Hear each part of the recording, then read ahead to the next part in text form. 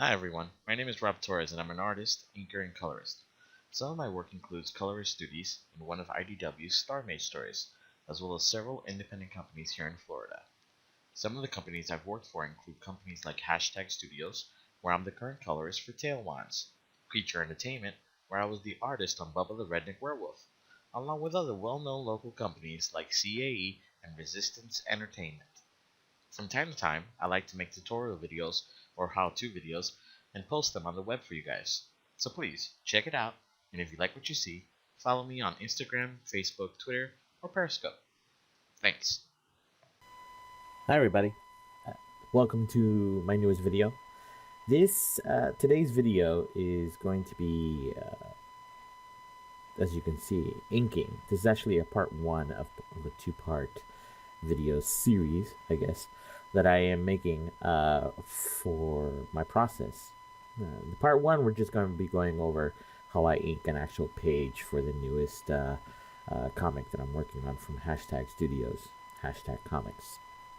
The name of the comic is called Souls Eternal, and it's about a bunch of kids who are actually the reincarnated souls of ancient warriors whose sole purpose is to protect our planet from a very dark force that tries to not only conquer our planet but convert it into something like a hell type scape, hell type plane. Um, this is actually page 13 of the second issue. Once the first three issues are done, I believe the publisher is going to make a graphic novel, a TPB, available in print. The issues, however, are going to be available individually through Comixology.com in case you want to go pick those up individually as opposed to a whole trade paperback. Me, I like trade paperbacks, so I lean that way, but there you go. Also, a quick aside before I continue. If you like my art and want to support my art, please follow me on social media and think about visiting my Patreon page and being one of my patrons. Every month, I give something new to all my patrons. Be warned though, my Patreon is a little spicier than the stuff that I do publicly. Um, Not much, just sexy stuff.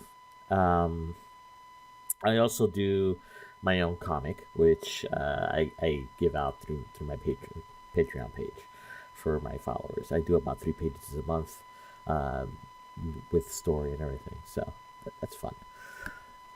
Now, during this process here for this page, you'll notice that I'm inking and I use a lot of different tools. You'll notice how I use the ruler, the guide tools, and some of the effects that come built into Manga Studio. I'm using Manga Studio 5. I guess now it's called Clip Studio, but when I bought it, it was just called Manga Studio 5. Um, I'm not using the pro version. This is just I guess, the baseline version of Manga Studio. Um, the difference, I guess, I think is just some of the ruler tools and perspective tools, which are more robust in the professional version. But I make do. I make do. Um, One of the things that I did differently for this issue 2, was the pen, the brush that I used. The brush for this issue is a lot more natural than the brush that I used for uh, the first issue. The first issue, I was using the brush that I've always used for every comic I've ever done or ever colored. It's called the flexible nib brush pen. Uh, and I've always used it because I've always found that it gave me a very cool line. However, for this title, for some reason, I felt like it was giving me like a very heavy line. So what I wound up doing was looking for a different brush tip to use, and I think I found it with this one. It's a textured pen, so when you get close, you actually see like a texture, makes it look like paper. And when you zoom out, though, it gives it like a cool look. It looks like a natural pen, like the kind of pens I use if you hit me up at a convention or in person for a commission, and I'm doing it on paper for you. Uh, so it felt really good, and the style looks really good. So for issue 2, I started using this pen, and I'm really happy with it. I think you can see the difference if you compare it to some of the screenshots that I've posted on my Instagram or my Facebook for the first issue. Also, the the technique that I'm using here, I'm trying to do more of a like a zoom out while I ink, as opposed to being really really close up. I just felt like I finally got to that place where I feel like when you zoom in, you start worrying too much about absolute perfection, and it just takes up way too much of your time when you're working on the page. For details, really, that once they go to print, absolutely disappear because no one is going to sit there with a magnifying glass and zoom in, on the print page and be like, oh my god, that looks so good. But, so there you have it. The other thing that I started changing here is I started using more of the built-in tools with this issue from Manga Studio. Like normally, for example, the leaves on that tree there and everything, I normally try to do them by hand, but for economy of time, I decided to use some of the built-in tools, and actually they're really good. I'm asking myself why I haven't done that before in the past and used them more. Uh, Almost so good that now if I do something in person, I'm probably gonna feel like I wish I could do it in real life. Um, so anyway, here I'm inking this creature. This creature uh, was formerly human. I'm not gonna spill too much of the storyline on this, but the the the form he took is very fluid. I think once they take these forms, they become more spiritual in nature, and thereby more fluid, meaning their form is a little less bound by the laws of physics and reality, and a lot more just bound by craziness. So that you could see me here with some of the anatomy. I had some fun on this guy. He was really fun to draw, and he's actually really integral to this issue and issue 1 too. So that's a cool thing. Um, Anyway, you'll see as the video progresses that you'll also see my Spotify. Don't judge my musical taste. I originally was gonna leave the soundtrack going in the video, mostly because I know my musical taste is my musical taste, but I didn't think anyone would care. But then I realized, copyright issues, and I definitely don't want anyone like Sony or BMI or whoever else these recording companies are coming after me for using their property without permission. So, deleted the soundtrack. And you get to hear my voice for most of this. Anyway, yeah. While we're here and we're going through all this and you see the ink, some of the things I wanted to note. On my social media pages like Instagram and Twitter and Facebook and Google Plus and all these other places, if you have a question, feel free to ask. If you want to share a piece of artwork, go ahead and share it. That's fine too. I feel like sometimes people may not, but I'm definitely not against the sharing of my art. And like I said, on my Patreon, things get a little more risky, so be aware also of that before you go check me out on Patreon or on Gumroad. The Gumroad stuff usually gets updated about 2 to 3 weeks after my patrons get the stuff that they paid for, and I have different offerings, of course, for the different levels. So,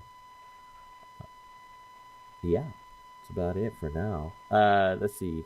You'll see me start doing some of the texture work here soon with the brushes and the special effects that they got built into the program, Manga Studios. I have been asked in the past, why don't I use things, more traditional software, I guess, that some people use, like Photoshop or Paint Tool Sai. As you can see in my bar down there on the bottom of the screen capture, I do have Photoshop. And I have Paint Tool Sai too, although I don't think that's on there.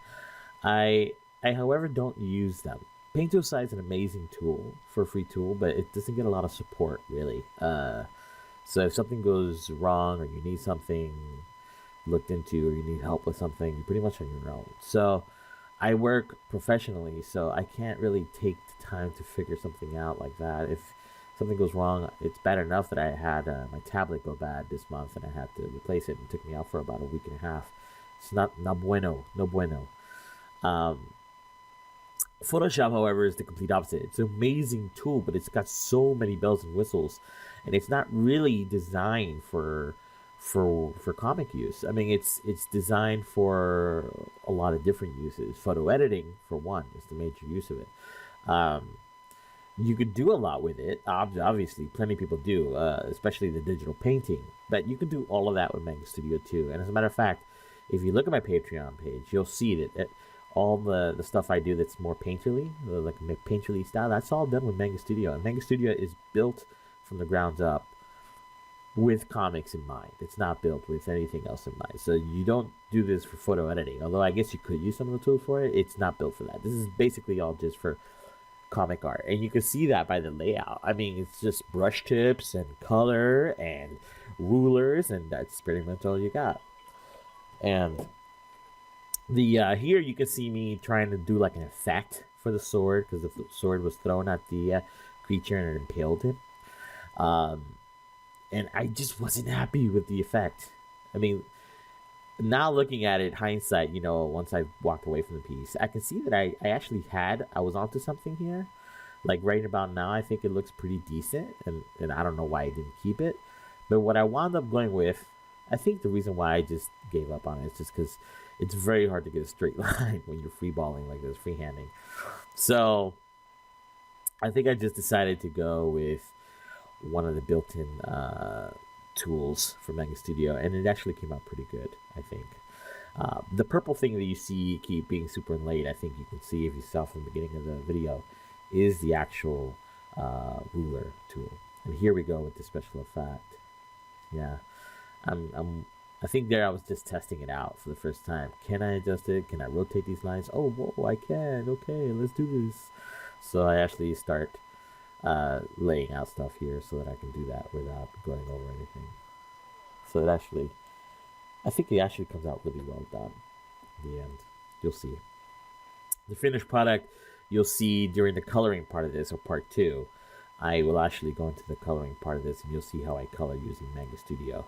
Of course, coloring this comic is a little simpler than the painterly style that I do, mostly because it's a comic book, and comic books, they're a little simpler in the way that you color them, unless you're going for a very detailed style. But yeah, see, here you go with the lines. I think they came out really cool looking, really good sense of motion there.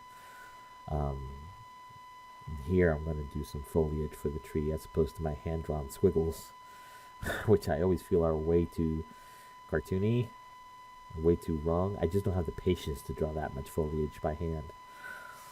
Maybe one day I will. Maybe one day I'll stop being a Padawan and go straight up Jedi and be able to do it. But until then, blam! Look at all that instant foliage. The trick here is to leave space, negative space, so that the eye is convinced that it's an actual thing.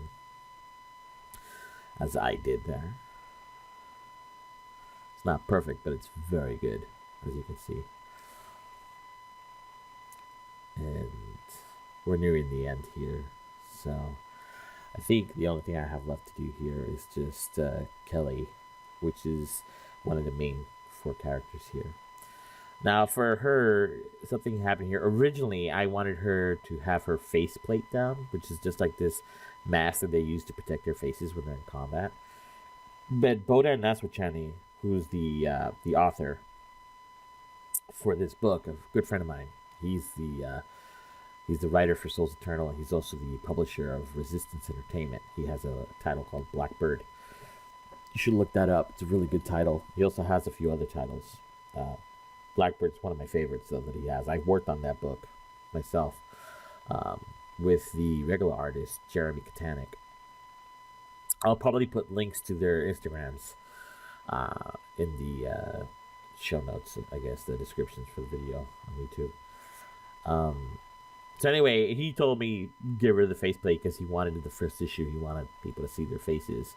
So I had to go back, and as you see here, I like the faces to be somewhat accurate. So what I did was I actually went back and opened up a page after I got through with Spotify and finding a different song. I went back and I opened up a page from a previous page from the issue to make her look somewhat like she looks. And there's Kelly. So I used that as a reference, and I think I go back and redraw. Yeah. I went back and redrew her face, trying to find a good angle. And I think I changed the angle here because I decided she'd look better looking down, so she's going to lay the smack down on this thing instead of punch up at it. It makes no sense that she's jumping up. So anyway, as you can see here, I went back to like the sketch layer and I actually drew over my pencil lines with the inking pen and redid the face so that I can ink over it without making a total mess. And I think it winds up coming out pretty good. You'll also see another trick I use coming up here, I think. I use this trick all the time when I'm making faces, because when you draw digitally, there's certain time-saving things that you can do. And one of them is like a reversal. So that, I guess, you flip an element. You can flip one particular element in the drawing without having to draw both elements. Here with the eyes is where I love to do it. Just saves time. So I draw one eye, make it come out the way I want it to, and then I basically use the lasso tool to highlight the eye and copy it, and then I flip it, and then I alter it and give it some perspective and slap it in place on the other side. So that way both eyes are very similar, and they look like they both belong in the same face, because sometimes doesn't always come out perfect. Although with me, it does with me most times. But I just started doing this because it's easier, I think. So there you go. I just adjusted some of the perspective, moved around a little bit, and boom. Then I just erased the iris. I hope. Yeah, I did. There you go. Then I flipped the screen so that I can get a better view of what I need to do here. This is something you'll see me do a lot. If you see my other videos, I flip the canvas around a lot because I want it to look fairly even. This is actually something I learned from pencilkings.com. Flip the script a lot, because when you do things one way, you tend to think it looks good, but then when you flip the page, you realize, holy crap, it looks horrible. I totally skewed that.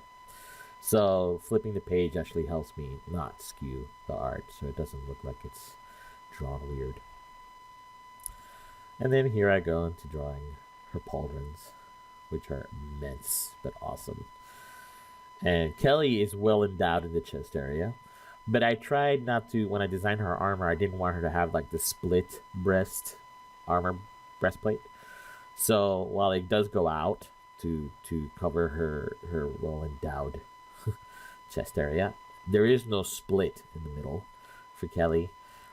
There is no groove that will give the sword a great place to just land and cave her chest in. You'll see that here. I'll just make it one piece, one big curved out piece. And this for this shot here with Kelly, this pose, I purposefully played with her perspective.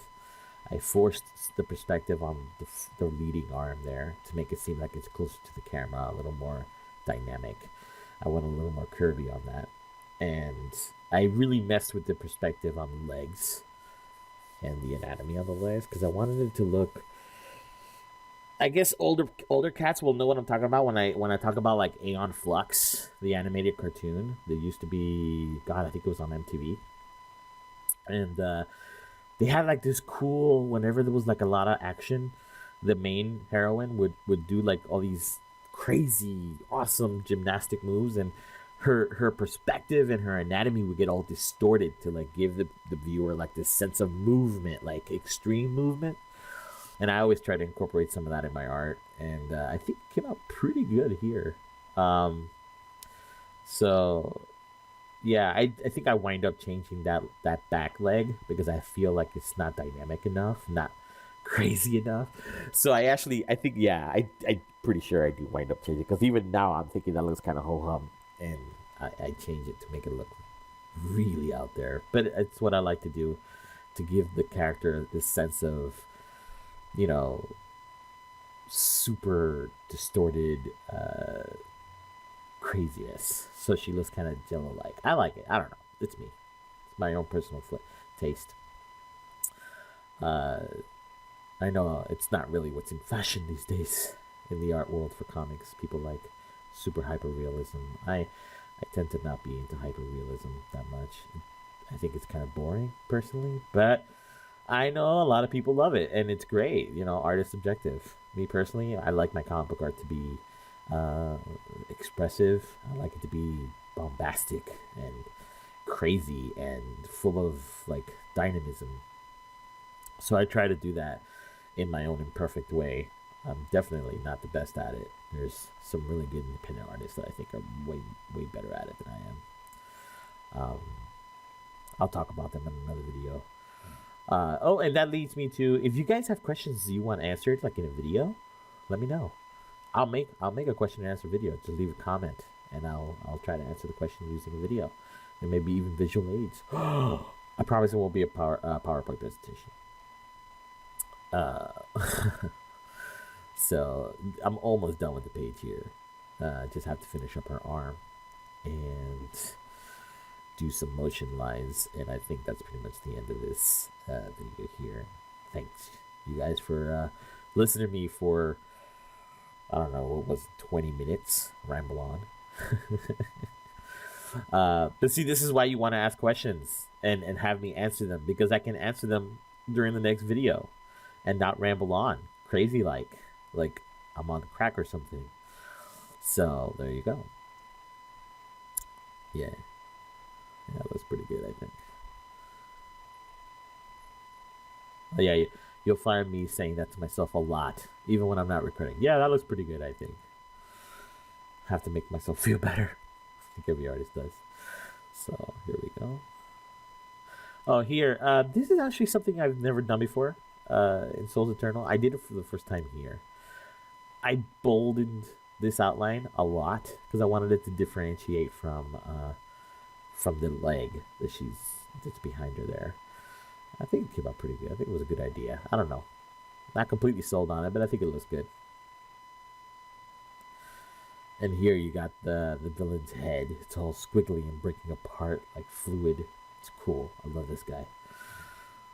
I hope I get to use another guy like him again soon. It's up to the author though.